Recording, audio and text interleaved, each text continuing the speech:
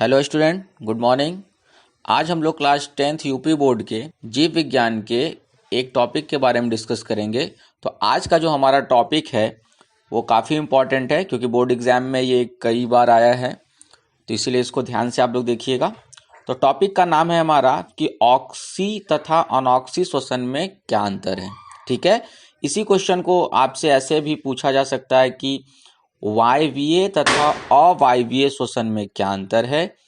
कुछ जीवों के नाम लिखिए जिनमें अवायवीय श्वसन होता है।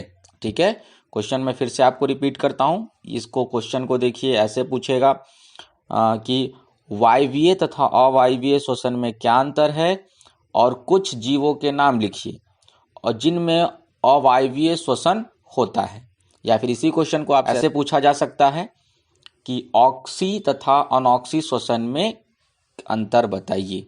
ठीक है, तो चलिए स्टार्ट करते हैं आज की क्लास और दोनों में हम लोग अंतर डिस्कस करते हैं।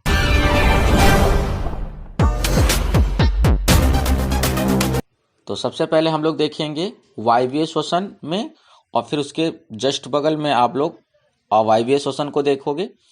मैं आपको बता दूं कि पहला जो हमारा अंतर है वह है वायवीय श्वसन ऑक्सीजन की उपस्थिति में होता है। ठीक है, वायवीय श्वसन जो है वो ऑक्सीजन के उपस्थिति में होता है तथा इसमें ऑक्सीजन उपभुक्त हो जाती है। ठीक है, आप इसको समझिए फिर से। वायवीय श्वसन जो है वो ऑक्सीजन की उपस्थिति में होता है तथा इसमें उपभुक्त हो जाती है। और अवायवीय श्वसन में बात करेंगे तो ठीक आप जैसे उस वायवीय श्वसन में याद किए, बस उसी को आप नहीं से करके बोलिएगा कि अवायवीय श्वसन ऑक्सीजन की उपस्थिति में नहीं होता है। या फिर मैं इसको ऐसे ही बोल सकता हूं कि अवायवीय श्वसन ऑक्सीजन की अनुपस्थिति में होता है। क्लियर हो गया आप लोग को?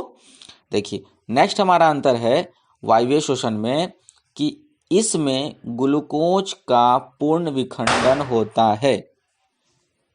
वायवीय श्वसन में क्या मैंने बताया कि इसमें ग्लूकोज का पूर्ण विखंडन होता है, जबकि अवायवीय श्वसन में क्या है तो इसमें ग्लूकोज का पूर्ण विखंडन नहीं होता है। देखिए, बहुत आसान अंतर है, बहुत आसानी से आप लोग को याद हो जाएगा। पहला अंतर आप लोगों ने देख ही लिया, उसमें भी इसी तरह था कि वायवीय श्वसन ऑक्सीजन की उपस्थिति में होता है और अवायवीय श्वसन जो है ऑक्सीजन की उपस्थिति में नहीं होता है। दूसरा जो हमारा अंतर था कि वायवीय श्वसन में ग्लूकोज का पूर्ण विखंडन होता है और अवायवीय श्वसन में क्या था कि ग्लूकोज का पूर्ण विखंडन नहीं होता है। ठीक है, चलिए नेक्स्ट अंतर हमारा देखते हैं। तो नेक्स्ट अंतर हमारा है इसमें उच्च मात्रा में ऊर्जा उत्पन्न होती है। इसमें उच्च मात्रा में ऊर्जा उत्पन्न होती है, जबकि अवायवीय श्वसन में इसमें कम मात्रा में ऊर्जा उत्पन्न होती है। ठीक है, नेक्स्ट अंतर हमारा देखिए वो है कि इसमें CO2 गैस, CO2 मतलब कार्बन डाइऑक्साइड, ठीक है, अब वायवीय श्वसन में CO2 गैस तथा जल अंतिम उत्पाद होते हैं। ठीक है, और अवायवीय श्वसन में यदि बात करें तो क्या है कि इसमें एथेनॉल तथा लैक्टिक अम्ल अंतिम उत्पाद होते हैं। ठीक है, फिर से एक बार देख लीजिए। वायवीय श्वसन में क्या था कि इसमें CO2 यानी कार्बन डाइऑक्साइड गैस तथा जल अंतिम उत्पाद होते हैं, जबकि अवायवीय श्वसन में क्या है कि इसमें एथेनॉल तथा लैक्टिक अम्ल अंतिम उत्पाद होते हैं। नेक्स्ट अंतर हमारा है कि यह माइटोकॉन्ड्रिया तथा साइटोप्लाज्म में होता है। वायवीय श्वसन जो है माइटोकॉन्ड्रिया तथा साइटोप्लाज्म में होता है, जबकि अवायवीय श्वसन जो है यह केवल साइटोप्लाज्म में होता है।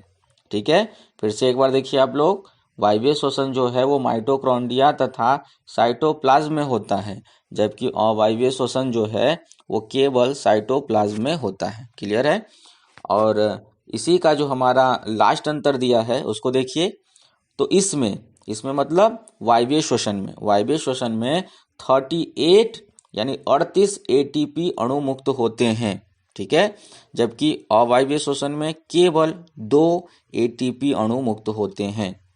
अवायवीय श्वसन में केवल 2 होता है अणु मुक्त होता है, जबकि वायवीय में आपने देखा कि 38 ATP अणु मुक्त होता है। ठीक है, तो आज का जो हमारा टॉपिक था ऑक्सी तथा अनऑक्सी शोषण में अंतर या फिर वायवीय शोषण तथा अवायवीय शोषण में अंतर जो था उसको आप लोगों ने आज देखा। इसको अच्छे से देख लीजिए, इसको रीड कर लीजिएगा और अपना आप सभी लोग जो है नोट्स बना लीजिएगा।